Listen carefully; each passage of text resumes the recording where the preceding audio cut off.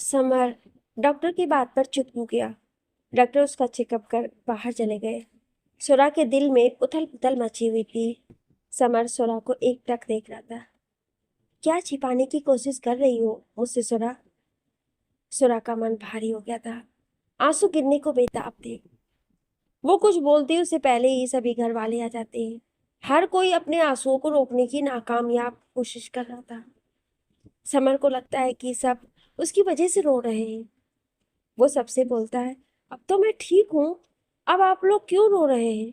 चुप हो जाइए। अब उसे कोई क्या बताए कि बीते कुछ घंटों में कितना कुछ हो गया।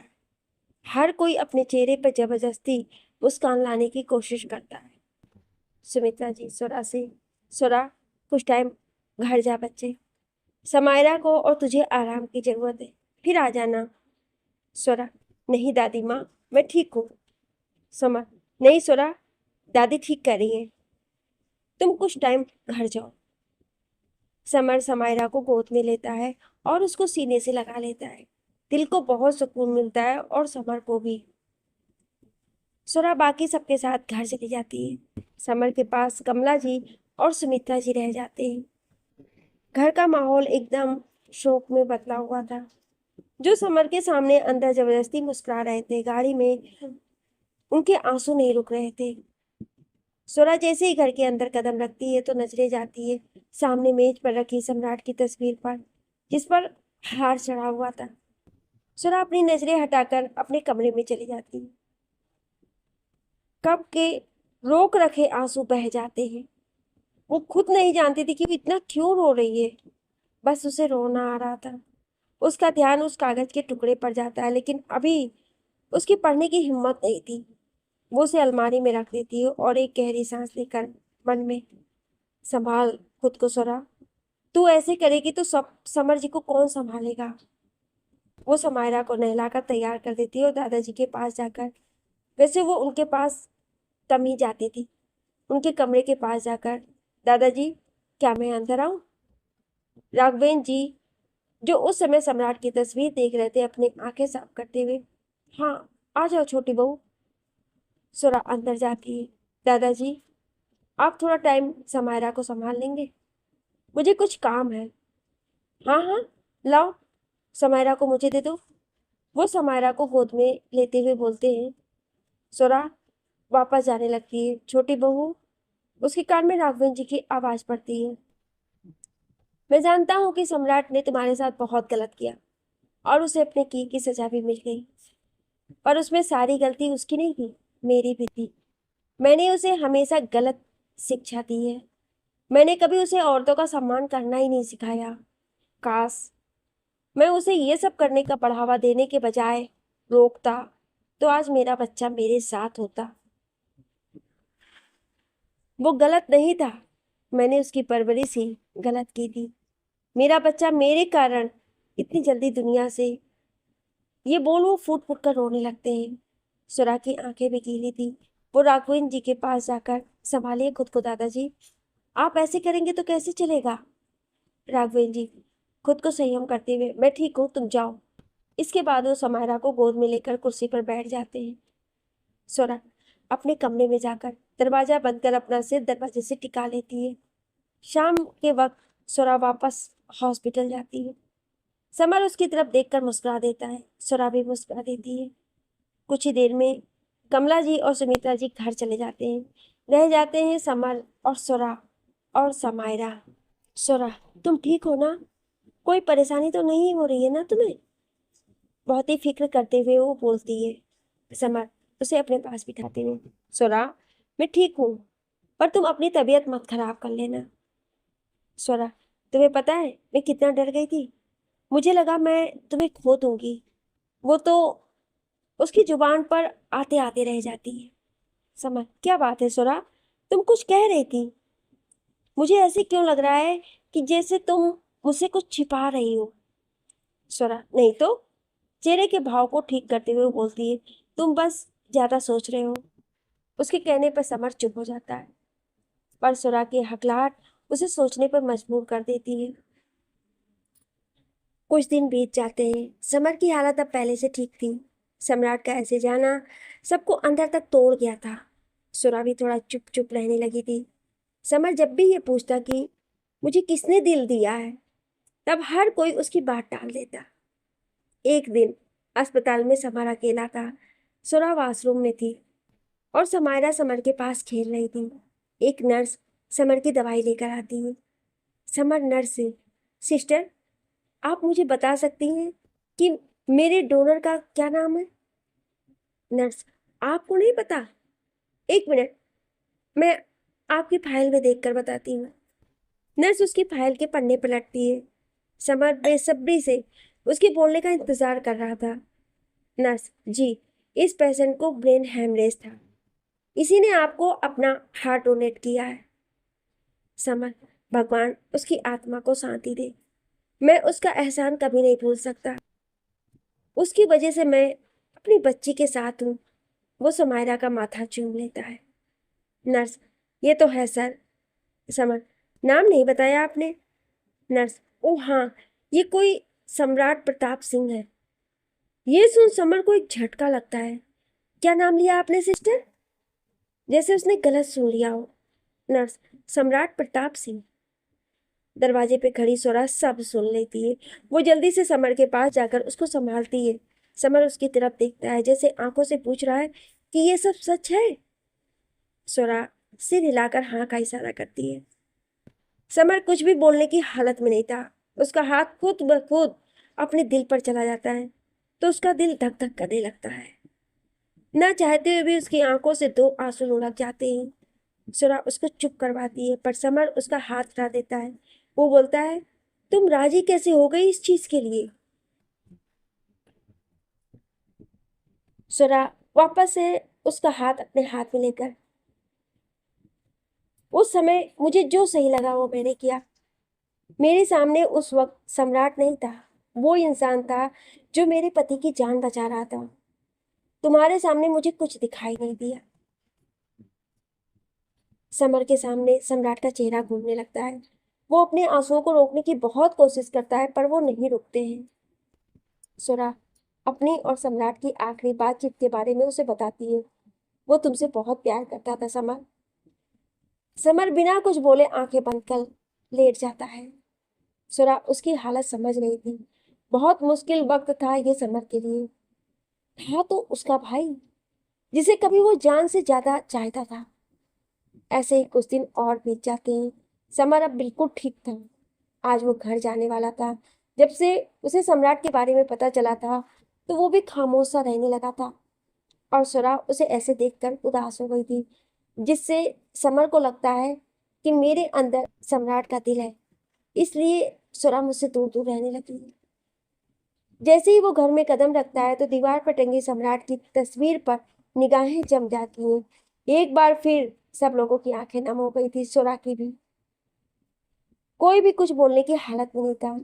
वक्त जैसे एक जगह रुक सा गया हो सबके लिए। पर आगे तो बढ़ना था।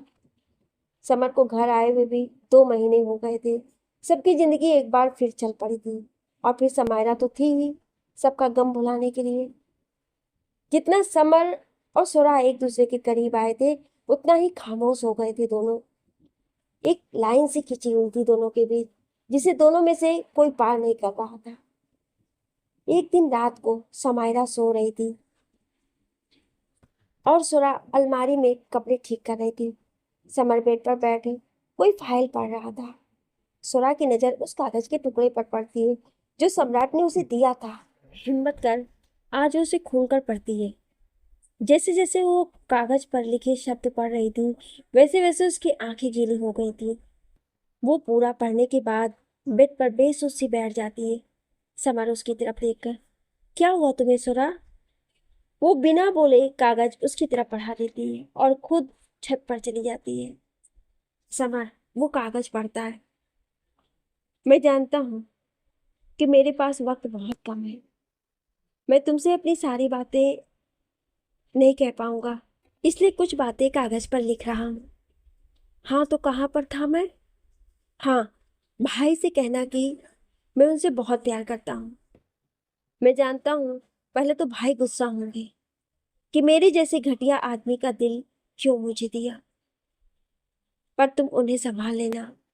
मैं तुमसे कोई माफी नहीं मांग रहा हूं, क्योंकि मैं उसके लायक नहीं हूं। और तुम दोनों मेरे लिए कोई अफसोस मत करना। मेरा तो यह हाल होना ही था। मैं तो खुश हूं कि इस जिंदगी से छुटकारा मिल गया। और जाते जाते मैंने दो प्यार करने वालों को मिला दिया। वाकई मोहब्बत बहुत खूबसूरत होती है। मैं हमेशा इससे दूर भागता रहा, और जब इसका एहसास हुआ तो ये मुझसे दूर भागने लगी। पर मैं खुश हूं स्वरा, मेरी समायरा को बिल्कुल भाई जैसा बनाना। मैं इस दुनिया से चला गया हूं, ये सोचकर तुम दोनों एक दूसरे से दूर मत हो जाना। ये मेरे ही कर्म थे, ये तो होना ही था। मैं तुम दोनों को एक साथ देखना चाहता हूँ, खुश देखना चाहता हूँ। बस यही मेरी खुशी है, जो मरने के बाद भी मुझे सुकून देगी। नीचे कुछ और भी लाइनें लिखी थी, जिन्हें पढ़कर समर कागज का टुकड़ा अपने सीने से लगा लेता है। वो सुरा के पीछे छत पर जाता है। सुरा एक तरफ खड़ी किसी सोच में गुम थी। समर उसके पास जाकर खड़ा हो जाता है। सुरा, क्या तुम इस बात से मुझसे दूर दूर रहती हो कि मेरे अंदर सम्राट का दिल? सुरा, मुझे इस चीज से कोई फर्क नहीं पड़ता। वैसे भी मैंने तुमसे पहले भी कहा है कि जो उस वक्त मेरे सामने था वो सम्राट नहीं था, तुम्हारी जान बचाने वाला फरिश्ता था। तो तुम ये बात अपने दिमाग से निकाल दो। मेरे लिए तुम आज भी वही समर हो जो पहले थे। समर, फिर ऐसी क्या बात है जो तुम मुझसे दूर? सुरा, बात यह है कि मैं तुम्हारे दिल में वो जगह नहीं बना पाई जो तुमने मेरे दिल में बना ली है। बोलते वक्त उसका गला रुंध जाता है। समर उसका चेहरा अपनी तरफ करते हुए, ऐसी बात नहीं है सुरा। सुरा रोते हुए, ऐसी ही बात है। तभी तो तुमने मुझे कुछ बताना जरूरी नहीं समझा। मेरे सारे दुख, सारी तकलीफें, सारे गम अपने प्यार से तुमने सब हल लिए। मुझे दिया तो सिर्फ प्यार, पर अपने दुख, अपने तकलीफ मुझे कुछ नहीं बताया। शायद मेरे प्यार में ही कमी रह गई, जो तुम मुझे इस काबिल नहीं समझे। मैं चाह कर भी तुम्हारे दिल में अपने लिए प्यार नहीं जगा पाई। मुझ में ही कमी थी, तभी तो। समर उसकी बाजू पकड़कर बिल्कुल अपने पास करते हुए, चुप, एकदम चुप, कुछ भी मत बोलो। कोई कमी नहीं थी तुम में और तुम्हारे प्यार में। सुरा रोते हुए, तो फिर क्यों नहीं बताया तुमने मुझे कुछ? क्यों अकेले सब कुछ सहते रहे, क्यों? समर उसका चेहरा अपने हाथों में लेते हुए, मैं डर गया था। मैं तुम्हें फिर से टूटा हुआ नहीं देख सकता था, इसलिए मैंने सोचा कि अपने लिए नफरत पैदा कर तुम्हें यहाँ से दूर भेज दूं। मैं तुम्हारी नफरत तो सह सकता हूँ, पर तुम्हें टूटा हुआ नहीं देख सकता। ये बोल वो सुरा को अपने सीने से लगा लेता है। सुरा भी उसे कसकर पकड़ लेती है। आज कितने दिनों बाद दोनों को सुकून महसूस हो रहा था, और ऊपर सम्राट को भी। समर और सुरा एक दूसरे को गले लगाए खड़े थे। कितने दिनों के बाद सुकून मिला था दोनों को। समर सुरा को और भी करीब करते हुए, अब सारी रात ऐसे ही रहने का इरादा है क्या मैडम? सुरा उसके सीने से लगी, रहने दो ना। कितने दिनों बाद तो तुमने गले से लगाया। तरस गई थी मैं तुम्हारे प्यार के लिए। मुझे लगा मैंने तुम्हें पाकर भी खो दिया। समर उसकी बात पर मुस्कुरा उठता है। वो उससे थोड़ा सा अलग होकर उसका माथा चूम लेता है। अब चले कमरे में? सुरा नामे गर्दन हिलाकर उसके गालों को चूम लेती है। अब चलो। समर तो सुन्न हो गया था सुरा के मासूमियत भरे प्यार पर। सुरा जल्दी से नीचे भाग जाती और समर अपने गाल पर हाथ रखकर मुस्कुराता हुआ अब भी वहीं खड़ा था। समर भी उसके पीछे जाता है। सुरा कमरे में जाकर ऊपर जो हुआ उसे सोच सोच कर मुस्कुरा रही थी। समर उसके पास जाकर पीछे से उसकी कमर पर बाहें लपेटते हुए उसकी पीठ को अपने सीने से लगा लेता और बोलता है, कुछ ज्यादा ही शैतान नहीं होती जा रही हो तुम? सुरा पीछे पलटती है और समर की कमर से बाहें लपेटते हुए, सब तुम्हारे प्यार का असर है। समर उसको और पास करते हुए, अच्छा जी। सुरा उसके और करीब जाते हुए, हाँ जी। अब चलो, मुझे बहुत नींद आ रही है और मुझे आज सुकून वाली नींद चाहिए। समर, अच्छा बाबा, आ तो रहा हूँ। समायरा पालने में आराम से सो रही थी। सुरा समर के सीने पर सर रखकर लेट जाती है और समर उसके बालों में उंगलियां घुमाने लगता है। दोनों इस पल को महसूस कर रहे थे। कुछ ही देर में सुरा सो जाती है। समर उसको देखकर मुस्कुरा उठता है और उसको बाहों में भरकर वो भी सो जाता है। एक बार फिर शुरुआत हो गई थी दोनों के बेहिसाब प्यार की। दिन बीत रहे थे, सबकी जिंदगी अब पहले जैसे होने लगी थी, पर कभी न कभी सम्राट का जिक्र आंखें नम कर देता था। खैर, समर को आज चेकअप के लिए हॉस्पिटल जाना था। सुमित्रा जी समर से, आज अस्पताल से चेकअप करवाने के बाद तुम और सुरा कुल देवी के दर्शन के लिए जाओगे। शादी हो गई, बच्चा भी हो गया, पर दर्शन करने नहीं गए। पर समायरा को मत लेकर जाना, वहाँ का मौसम तो तुम जानते ही हो, और अगर रात हो गई तो वहीं रुक जाना। समर, जी दादी माँ। सुमित्रा जी सुरा से, तैयार हो जा सुरा, और हाँ, लाल साड़ी ही पहनना। कुल देवी के मंदिर में पहली बार शादी के बाद बहू लाल जोड़े में ही जाती है। सुरा, ठीक है दादी माँ। समर सुरा के पास जाकर, एक काम करो, जब तक तुम तैयार होती हो तब तक मैं डॉक्टर के पास होकर आता हूँ। सुरा, नहीं, मैं भी चलूंगी तुम्हारे साथ, तुम बहुत बातें छिपाते हो। समर अपने कान पकड़ते हुए, अच्छा बाबा सॉरी, आगे से तुमसे कुछ नहीं छिपाऊंगा, और डॉक्टर से तुम्हारी फ़ोन पर बात भी करवा दूंगा। अब ठीक है, मैं जाऊँ? सोरा, हाँ ठीक है, पर जल्दी आना। समर उसका गाल थपथपाते हुए, बस तुम तैयार रहो, मैं अभी आया। समर चला जाता है और सोरा तैयार होने लगती है। लाल साड़ी, मैचिंग ब्लाउज, हाथों में चूड़ियाँ, चेहरे पर मेकअप, होठों पर रेड लिपस्टिक, बाल खोल रखे थे जो कि कमर तक आ रहे थे। कुल मिलाकर बहुत सुंदर लग रही थी सोरा। समर डॉक्टर के पास पहुंच गया था। डॉक्टर, अब आप पूरी तरह ठीक हैं। अब तो आपको मेरे पास आने की भी ज़रूरत नहीं है। समर, थैंक यू डॉक्टर, ये सब आपके कारण ही हुआ है।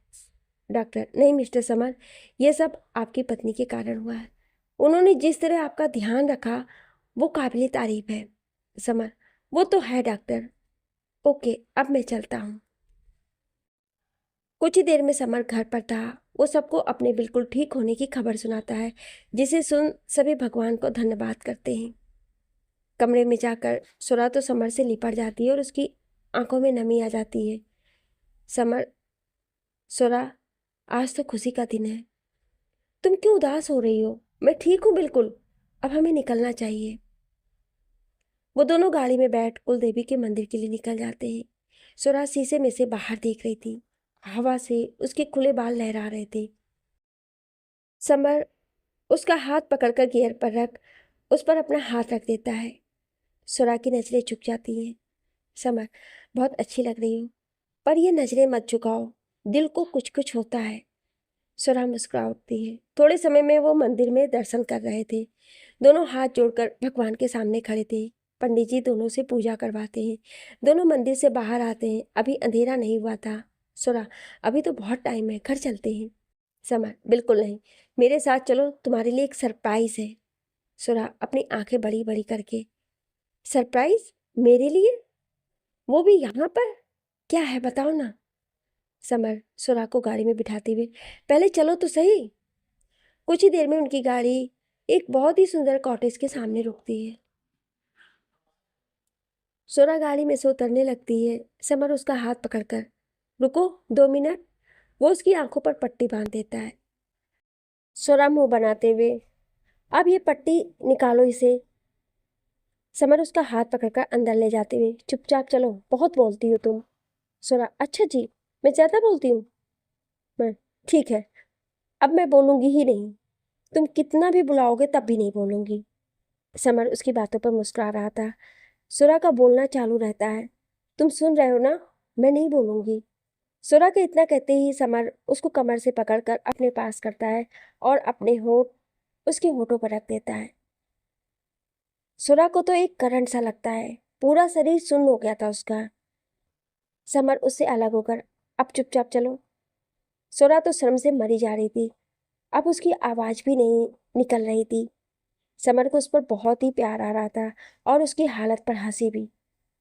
समर एक जगह सुरा को रोकता है, फिर अपने होंठ उसके कान से छूते हुए, मैं पट्टी हटा रहा हूँ, तुम धीरे धीरे अपनी आंखें खोलना। सुरा के हाथों की मुट्ठियां उसकी साड़ी पर कस जाती हैं। वो सिर हिलाकर हाँ का इशारा करती है। समर धीरे से पट्टी खोल देता है। सुरा धीरे धीरे आंखें खोलती है। जैसे ही वो आंखें खोलती है तो सामने का नजारा देख चेहरे पर मुस्कान और आंखों में नमी तैर जाती है। वो चारों तरफ नजर घुमाकर देखती है तो दिल खुशी से झूम उठता है उसका। दरअसल पूरा कॉटेज बहुत सुंदर सजाया गया था और कॉटेज का एक ऐसा कोई कोना नहीं था जहां आई लव यू सुरा ना लिखा हो। बड़ी बड़ी सुरा की तस्वीरें लगी थी। सुरा उन सबको छू कर देख रही थी और आंखों से खुशी के आंसू बह रहे थे। समर यही खुशी उसके चेहरे पे देखना चाहता था। समर पीछे से उसको बाहों में भरते हुए, कैसा लगा इस नाचीज का छोटा सा तोहफा? सुरा उसके सीने से लगते हुए, मैं बता नहीं सकती मैं कितनी खुश हूं। तुमने मेरे लिए ये सब करने का सोचा। ये बहुत बड़ा तोहफा है मेरे लिए। मेरे पास शब्द नहीं है बताने को। मुझे सपने जैसा लग रहा है। मुझे यकीन नहीं हो रहा है कि तुम मुझसे इतना प्यार करते हो। समर उसको कसकर पकड़ते हुए, यकीन कर लो सुरा, यही सच है।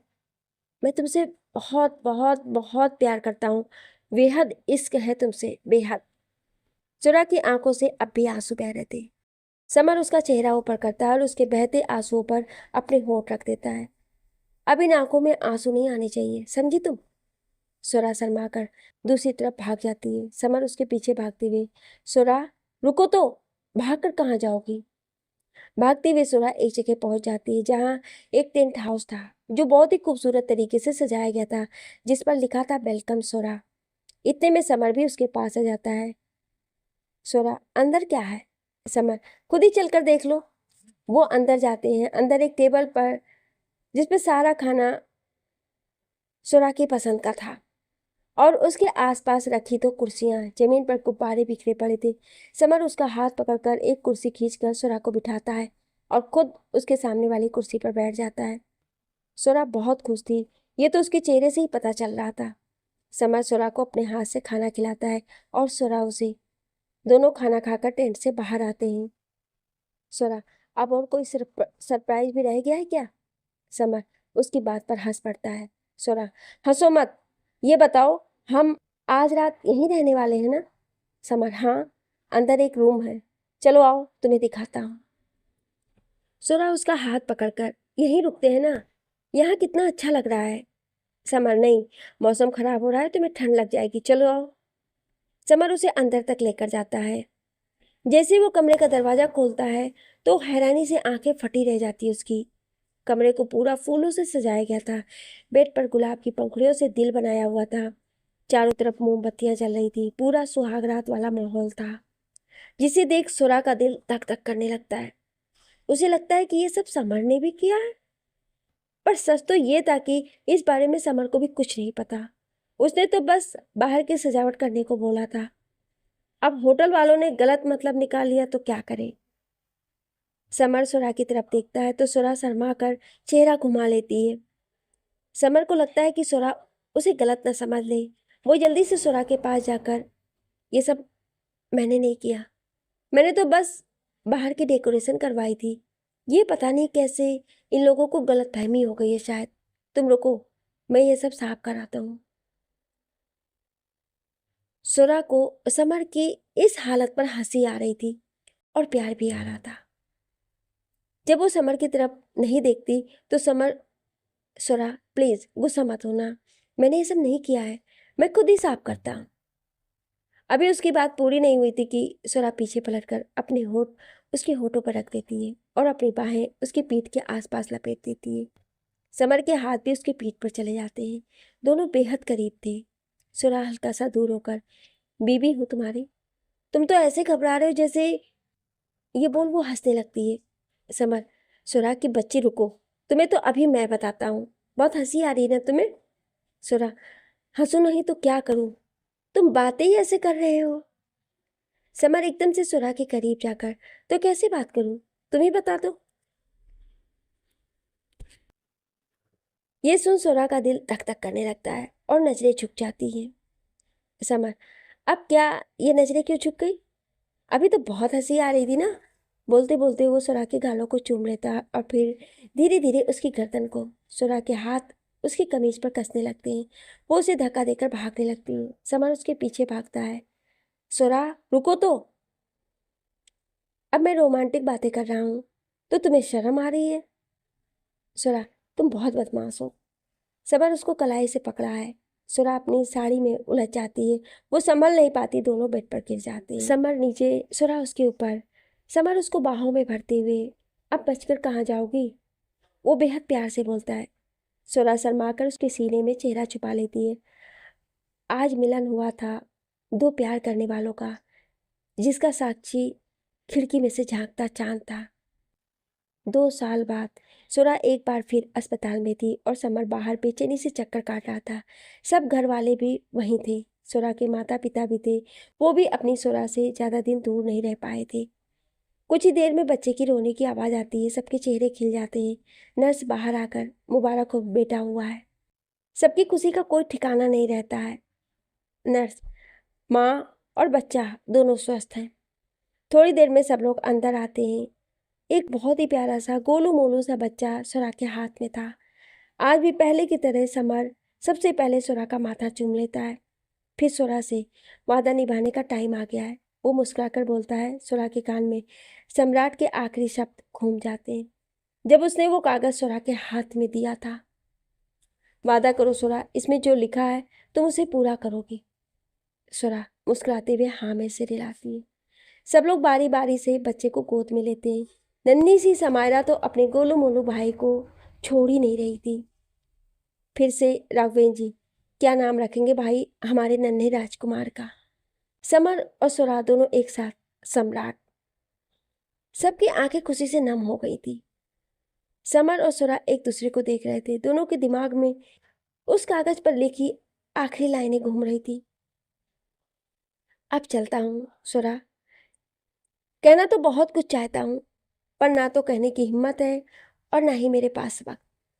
पर जाते जाते एक वादा लेता हूँ तुमसे। मैं तुम सबसे बहुत प्यार करता हूँ, तुमसे, भाई से, समायरा से, पूरे परिवार से। इस जन्म में तो नहीं हुआ, पर अगले जन्म मैं तुम सबके साथ बिताना चाहता हूँ। एक ऐसे रिश्ते में जिसमें कोई छल नहीं, कोई कपट नहीं, कोई दुश्मनी नहीं, कोई धोखा नहीं, बस केवल प्यार हो, निस्वार्थ प्यार, जो मैंने तुम्हें और भाई से सीखा है कि कैसे निस्वार्थ प्यार किया जाता है। वादा करो सोरा, तुम ये रिश्ता मेरे साथ जरूर बनाओगे। मैं, तुम, समायरा, भाई सब साथ होंगे। मैं इंतजार करूंगा अपने इस नए रिश्ते का। अलविदा। अब निस्वार्थ प्रेम तो केवल माँ बाप ही कर सकते हैं। सम्राट लौट आया था, पर इस बार अलग ही सम्राट बनकर। पूरे घर की खुशियां फिर लौट आई थी और समर और सोरा, उनका प्रेम दिन ब दिन और भी गहरा होता जा रहा था। फ्रेंड्स, आप सभी को ये कहानी कैसी लगी कमेंट में जरूर बताइएगा, और ऐसी ही कहानियाँ सुनने के लिए हमारे चैनल को सब्सक्राइब जरूर करें। Thank you.